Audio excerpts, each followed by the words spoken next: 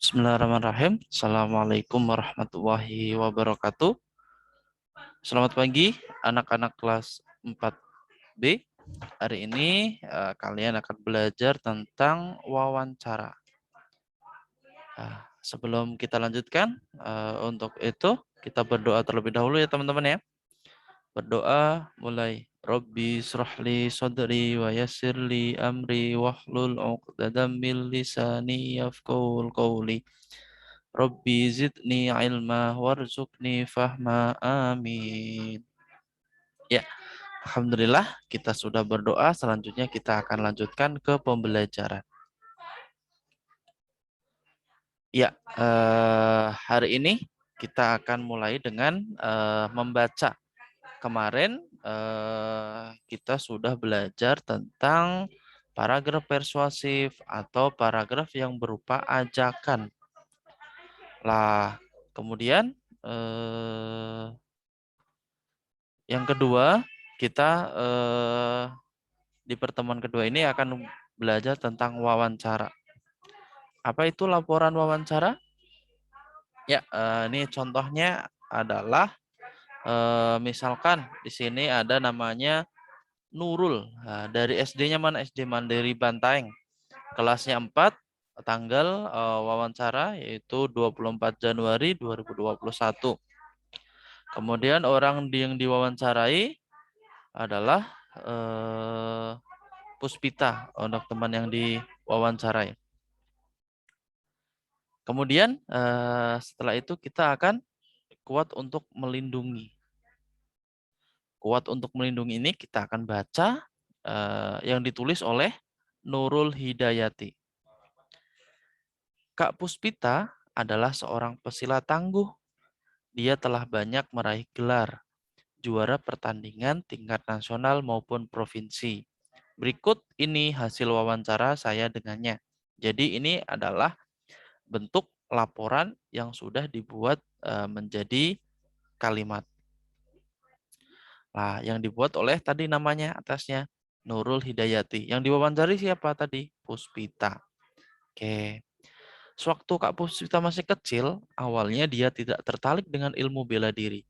Suatu saat, dia diganggu beberapa anak yang lebih besar. Dia berusaha melawan, tetapi tidak bisa karena masih kecil. Dia malah ditertawakan. Sejak itu, dia memikirkan cara supaya membela dirinya sendiri. Termasuk ketika masuk SMP, ada ekstrakurikuler pencak silat. Dia segera mendaftar, ternyata belajar silat itu asik dan seru. Kak Puspita kemudian bergabung di sebuah perguruan silat. Awalnya, Kak Puspita ingin menguasai silat supaya bisa melawan pengganggunya. Dia berpikir untuk suatu saat membalas perbuatan para pengganggunya. Namun, setelah mendalami silat, Kak Puspita jadi mengerti bahwa silat seharusnya bukan untuk balas dendam. Silat justru untuk berteman dan melindungi. Kak Puspita di dalam gerakan pencak silat terkandung banyak nilai luhur. Misalnya, dalam sikap pasang. Ada beberapa sikap pasang, biasanya dilakukan dengan tangan keadaan terbuka, bukan mengepal. Artinya, silat itu bukan untuk berkelahi atau menyakiti. Kalau ada yang menyerang, hal pertama yang sebaiknya dilakukan adalah menghindar dan menangis. Kalau dia masih menyerang, barulah kita patahkan gerakannya tanpa melukai. Manfaat dirasakan Kak Puspita setelah menekuni pencak silat antara lain, tubuhnya menjadi lebih sehat dan bugar, lebih mudah berkonsentrasi, dapat banyak teman, serta menjadi orang yang lebih baik. Kemudian, Kak Puspita menjelaskan bahwa keberhasilannya dalam pertandingan-pertandingan adalah berkat disiplin dalam latihan. Kak Puspita mengatakan bahwa ini tidak hanya berlaku pada silat. Apapun yang kita lakukan, kalau kita lakukan dengan tekun, sungguh-sungguh, pasti akan memberikan hasil yang baik. Selanjutnya, Kak Puspita berharap bahwa anak-anak seusia saya belajar ilmu bela diri, terutama silat. Pencak silat adalah seni bela diri asli negara kita. Jadi, di samping mendapatkan banyak manfaat untuk diri sendiri sekaligus juga melestarikan budaya bangsa Indonesia. Nah, di situ tadi adalah laporan wawancara yang dilakukan oleh Nurul Hidayati, siswa dari SD Mandiri Bantaeng, kelas 4, tanggal 24 Januari 2021. Kemudian orang yang diwawancarai adalah Kak Puspita. Setelah kita membaca hasil wawancara, kita di sini ada diarahkan untuk berdiskusi. Apa yang kita diskusikan? Yang pertama adalah diskusikan isi teks laporan wawancara. Kuat untuk melindungi pada halaman sebelumnya yang tadi kita sudah baca. Berbicara dengan suara yang jelas dan keras agar pembicaraan kalian dipahami dengan baik. Gunakan pertanyaan-pertanyaan di bawah ini sebagai panduan. Contohnya, 1. Judul laporan di atas adalah kuat untuk melindungi. Menurut kalian, apa makna yang disampaikan penulis dengan judul ini? Kalian bisa tuliskan di sini. Kemudian yang kedua adalah apakah kalian setuju bahwa ilmu bela diri bukan untuk berkelahi? Jelaskan jawaban kalian. Kemudian ketiga, apa ilmu bela diri yang ingin kalian pelajari dan mengapa? Kalian bisa jelaskan di sini. Kira-kira apa saja daftar pertanyaan yang diajukan Nurul? Nih, sesuai daftar pertanyaannya sesuai dengan kalimat yang ada di atas tadi, teman-teman. Jadi kalian bisa melihat bacaannya. Dengan mendiskusikan isi teks laporan, kuat untuk melindungi kalian belajar berpartisipasi aktif dalam diskusi. Kemudian setelah kita bisa melihat hasil wawancara orang lain, dibahas bahasa, kita akan belajar tentang apa itu wawancara. Nih teman-teman, wawancara adalah kegiatan tanya jawab antara dua orang atau lebih dengan tujuan mencari informasi tertentu.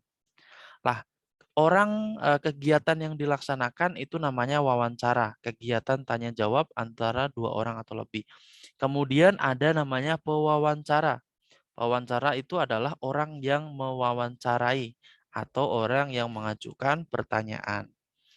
Kemudian selain pewawancara ada narasumber dalam wawancara itu. Narasumber adalah orang yang diwawancarai atau orang yang menjawab pertanyaan.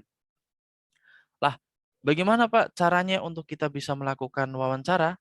Ya, untuk dapat mewawancarai dengan baik, kalian harus berlatih nih dengan hal-hal di bawah ini. Yang pertama adalah langkah persiapan. Yang pertama, buat janji bertemu dengan narasumber. Jadi kita tidak bisa ya langsung datang wawancarai dengan narasumber. Kita harus membuat janji terlebih dahulu. Kemudian kedua, siapkan daftar pertanyaan. Sebelum kalian membuat perjanjian, kalian buat dulu yang ingin kalian tanyakan tuh apa. Dibuat daftarnya. Kemudian yang ketiga adalah siapkan alat tulis untuk mencatat atau alat perekam. Nah, untuk alat perekam sendiri ini sering digunakan oleh wartawan. Para wartawan dulu untuk dia mengulang ucapan si orang yang sebagai narasumber itu menggunakan alat perekam. Keempat adalah siapkan kamera jika ada. Kamera ini berfungsi bisa untuk merekam video atau untuk dokumentasi. Kemudian langkah yang kedua atau informasi penting yang kedua adalah informasi yang perlu dicatat. Yang pertama, jawaban sesuai daftar pertanyaan. Jadi jawabannya sesuai dengan daftar pertanyaan yang ada. Kedua adalah identitas narasumber. Jadi kita tanya siapa narasumbernya, tempat tanggal lahirnya di mana, dia sebagai apa. Kemudian jangan lupa adalah tanggal wawancara diadakan. Misalkan hari ini kalian mau melakukan wawancara berarti 1 September 2021. Kemudian catatan penting selanjutnya adalah agar siap dan percaya diri. Sebelum kalian melakukan wawancara, kalian pelajari dulu semua tentang narasumber. Jadi narasumbernya itu bagaimana, dia bekerja sebagai apa, kemudian apa yang ingin kalian gali. Kalian pelajari sebelum kalian melakukan wawancara kepada orang tersebut. Misalkan dia karakternya bagaimana, kalian bisa pelajari dulu. Kemudian adalah yang kedua, kuasai daftar pertanyaan wawancara. Jadi kalian harus menguasai apa yang ingin kalian tanyakan atau apa yang ingin dijawab oleh narasumber itu apa saja. Yang ketiga adalah berlatih mengajukan pertanyaan sebelum wawancara sebenarnya. Jadi kalian bisa apa namanya, speaking atau berbicara soal-soal atau pertanyaan, daftar pertanyaan yang ingin kalian tanyakan berulang-ulang sebelum kalian melakukan wawancara. Agar apa? Persiapannya lebih baik. Kemudian adalah sikap saat wawancara nih yang harus diperhatikan. Yang pertama, bersikap sopan dan menghormati narasumber. Kedua, menyapa dengan sapaan yang sesuai, misalnya Bapak, Ibu, Kakak, dan lainnya. Kemudian yang ketiga, berbicara dengan tenang. Jadi saat melakukan wawancara tidak perlu gugup, kalian mencoba untuk tenang karena kalian sudah melakukan proses persiapan pada sebelumnya. Yang keempat adalah berbahasa Indonesia yang baik, singkat dan jelas. Jadi saat wawancara kalian bisa gunakan bahasa Indonesia yang baik, singkat dan jelas. Jadi tidak perlu berputar-putar. Jadi langsung intinya. Ketika tidak paham, kalian juga bisa menyampaikan dengan bahasa yang baik dan benar, singkat dan jelas. Kemudian adalah saat menyampaikan nih cara bicaranya, nada suara jangan terlalu keras, tetapi juga tidak terlalu pelan. Jadi pas ya teman-teman saat kalian melakukan wawancara, nada suaranya jangan terlalu keras, tetapi juga tidak terlalu pelan. Ketiga adalah kedua, gunakan intonasi yang sopan. Jadi tidak membentak-bentak, tapi dengan bahasa yang sopan. Kemudian yang ketiga adalah ucapkan pertanyaan dengan jelas. Jadi pertanyaannya itu harus jelas. Kemudian poin selanjutnya adalah bahasa tubuh dan penampilan. Berdirilah atau duduklah dengan tegak. Tataplah narasumber saat berbicara. Tatap mata narasumber secara wajar. Gunakan gerak tangan untuk menegaskan sesuatu. Yang keempat adalah berpakaianlah dengan sopan karena kalian peserta didik, jadi gunakan pakaian seragam yang sopan. Kemudian selanjutnya adalah isi laporan wawancara. Jadi yang dilaporkan itu apa saja ya? Informasi nama narasumber. Kedua adalah nama pewawancara, yaitu nama kalian. Kemudian ketiga adalah tanggal wawancara. Misalkan hari ini wawancaranya yaitu 1 September. Kemudian adalah foto jika ada. Foto ini untuk dokumentasi. Kemudian kelima adalah jawaban narasumber atas daftar pertanyaan yang dituturkan ulang oleh pewawancara. Oke, selanjutnya adalah menulis. Menulis ini lakukan wawancara dengan orang di sekitar kalian yang kalian ketahui pengalamannya. Nanti misalkan kalian boleh menjadikan petugas pos, teman yang pernah memenangi lomba, atau seorang kakak yang jago berenang sebagai narasumber. Ikuti langkah-langkah persiapan wawancara dan persiapkan daftar pertanyaan di bawah ini. Setelah kalian melakukan wawancara, tuliskan hasilnya berupa laporan di bawah ini. Ini ya. Pertama adalah perkenalan, nanti kalian bisa isikan.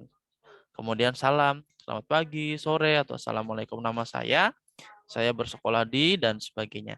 Kemudian daftar pertanyaan pertama, sampaikan tujuan kalian. Saya ingin mewawancari Bapak atau Ibu tentang apa, karena apa tujuannya yang ingin kalian gali. Kemudian pertanyaan kedua, catat jawaban narasumber, dan seterusnya. Wah, menarik untuk mengetahui kalian tarik kesimpulan. Kemudian ucapkan terima kasih atas waktu dan kesediaan Bapak, Ibu, atau Kakak untuk diwawancarai. Semoga bisa bermanfaat bagi kita semua. Selamat pagi, siang, sore, atau wassalamualaikum. Nah, jadi ini poinnya adalah setelah kita tarik kesimpulan yang narasumber ucapkan, kita sampaikan terima kasih dan salam penutup. Nah, dalam kegiatan ini, kalian belajar melakukan wawancara dan menuliskan laporannya. Oke, seperti itu ya teman-teman ya. Jadi tugas kalian hari ini adalah yang pertama ada memahami bagian yang diperhatikan dalam wawancara, kemudian kalian lakukan wawancara tersebut.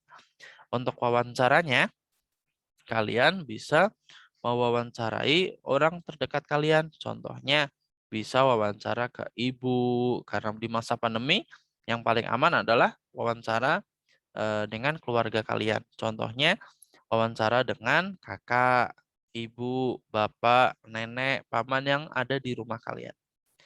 Oke, mungkin itu sambil kalian catat poin-poin penting. Contohnya apa itu tadi wawancara? Wawancara itu apa? Kemudian pewawancara itu apa? Kemudian narasumber itu apa? 3 poin ini. Oke. Oke, itu adalah materi yang bisa Pak Guru sampaikan untuk hari ini. Nanti tugas kalian di rumah adalah memahami bagaimana proses wawancara dan melakukan wawancara terhadap keluarga yang ada di rumah. Oke, sebelum Pak Guru akhiri, kita berdoa sebelum mengakhiri pembelajaran. Subhanakallahumma wa bihamdika asyhadu an la ilaha illa anta astaghfiruka wa atubu ilaik. Oke, teman-teman, untuk pembelajaran bahasa Indonesia Pak Guru cukupkan. Pak Guru tutup dengan salam. Assalamualaikum warahmatullahi wabarakatuh.